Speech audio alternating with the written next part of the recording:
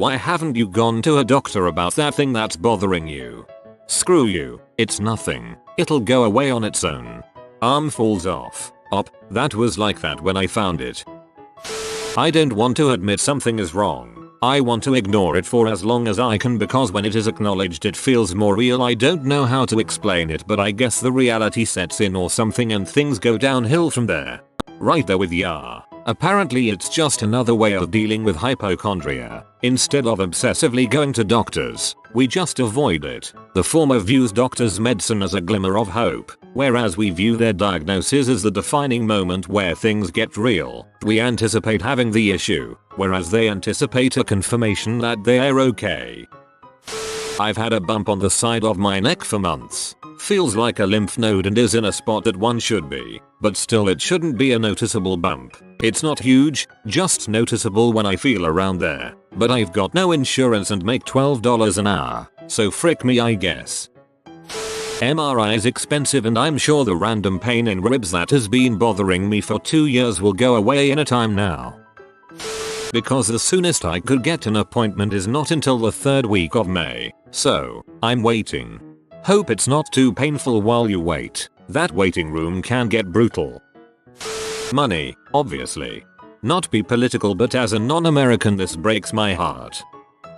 Last time I went for something small I got charged $400 to have someone spend 5 minutes with me, have me go do a few tests and then tell me it's not bad enough for them to do anything.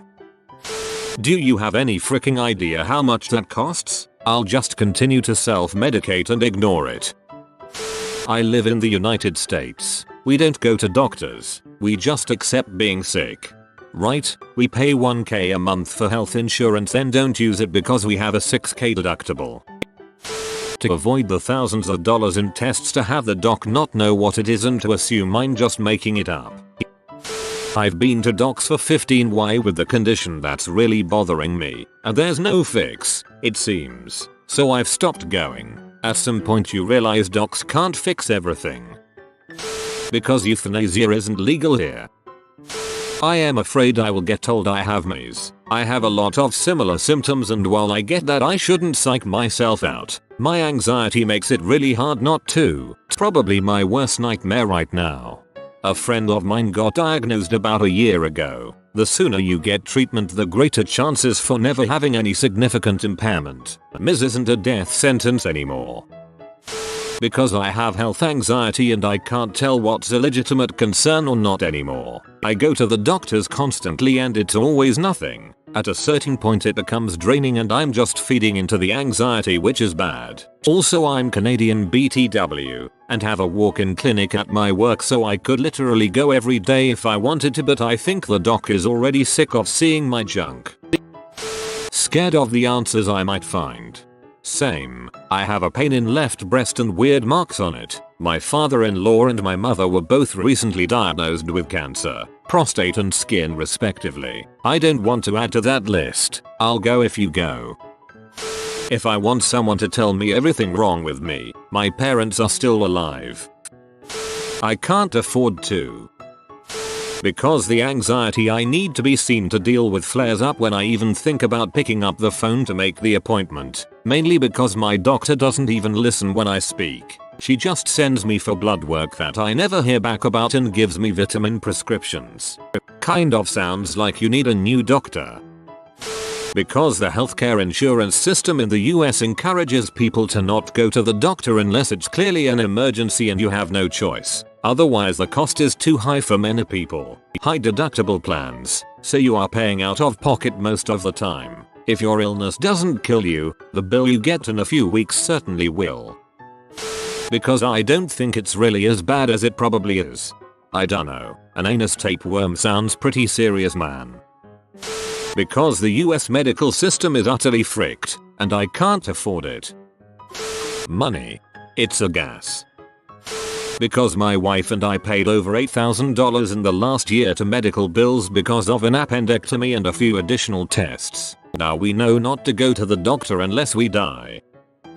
I waited 5 years to get a mole checked out that I knew was bad. Ended up with stage 3 melanoma cancer that spread to my lymph nodes and lung. Tumors are going down, but it's been a heck of a road to travel thus far. I can't afford the work that needs to be done on my teeth. Sometimes it's scarier to know what it actually is. Because I don't actually care if it ends up killing me.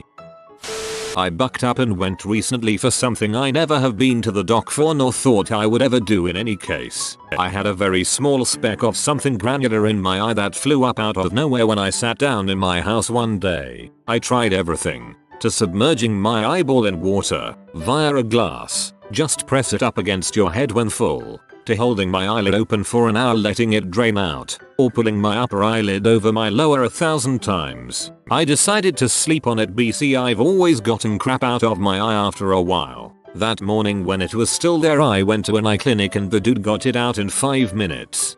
Biggest relief in a while. It costed me $60 bucks though. Specialist copay, more likely without insurance. Best $60 I've spent on medical care in years though. I've been referred to a specialist by 2 separate doctors. They suspect lupus. I am a single mother and full-time nursing student. I am busy. I don't have time for everything that will happen once I get diagnosed. I am finally in a happy relationship with a man that loves my son like his own, doing exceptionally well in school, and we are planning another baby. My symptoms are not debilitating. I am scared, but I feel it can wait another year or two. The reality is I won't be able to continue life as it is now, all while trying to juggle doctor's appointments act. Now that I am writing it, it sounds crazy and I may actually take my butt to the doctor, thanks. Because I live in America and don't have insurance.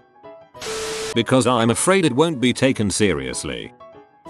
I've had some growing and gnawing anxiety over the past year. A lot of stuff went down in the last year that threw me for a loop. I've been planning on starting to see a therapist for a while now but never get it in gear to do it. Mostly because of that thought in my head of you have a great life and are mostly happy. You've got a great group of friends, a lovely husband, and a steady job. Therapy is for people who really need it, which I know is irrational and stupid but it's pretty much what stops me. That and I don't really know where to start. Because health equals wealth, and we don't have the latter.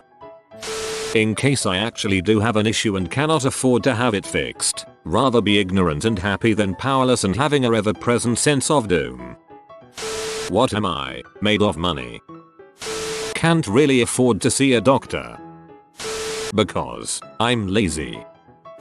Because it's nothing severe I guess. Money, ain't got it. Medical care is just one of those things you see in movies. My anxiety depression issues has some back pretty severely in the last few months, and I really need to be back on meds. But I've gained like 40 pounds since I last saw my doctor and she'll yell at me. Because no matter what the problem is, they tell me I just need to lose weight, even if I had the same problems when I used to be skinny. I'm an American. What affordable healthcare? He'll take all my drink away. They have butt pills for Mickey Mantle's disease. Because I feel guilty asking for time off work to go. That's fricked. I'm hoping it's terminal, travels to my brain and kills me in my sleep. The doctor would probably crush the fantasy. Because I'm an American who works for $10.75 an hour with insurance that has a 40% copay. You have been visited by the romantic doggo. Comment love is magic so you never fall in the friend zone. If you are new to the channel, you can subscribe. I publish new videos every day. Until then, check another video, or don't. Either way, have a great day you magnificent people.